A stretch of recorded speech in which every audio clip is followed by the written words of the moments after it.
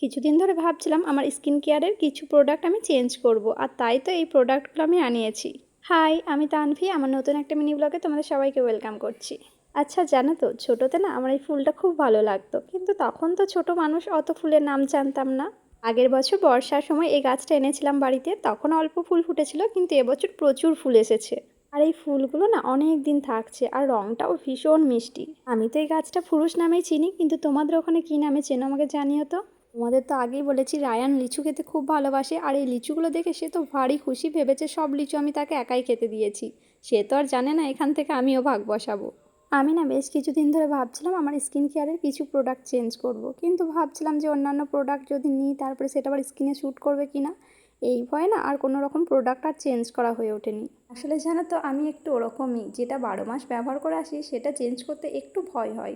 এবারে আমি face ওয়াশটাও change করে ফেললাম। এর আগে আমি ব্যবহার করতাম হিমালয়ার কেশর ফেস ওয়াশ, ওটা বেশ ভালো ছিল, কিন্তু এবারেরটা একটু চেঞ্জ করে দেখলাম যে কেমন কি হয়। আর তার সঙ্গে আমি যেটা নিয়েছি প্লামের একটা সিরাম। প্লামের জিনিস খুব ভালো, আমি আগেও ব্যবহার করেছি আর এখনও করছি। আর একটা নিয়েছি ফেসেস কানাডার সানস্ক্রিন। ফেসেস কানাডার কোনো রকম প্রোডাক্ট আমি আগে ব্যবহার করিনি, কিন্তু রিভিউ দেখলাম বেশ ভালো, তাই এবারে সানস্ক্রিনটা ফেসেস কানাডারই নিলাম। তো চলো, আজকের মিনি ব্লগটা এখানেই শেষ করলাম। টাটা।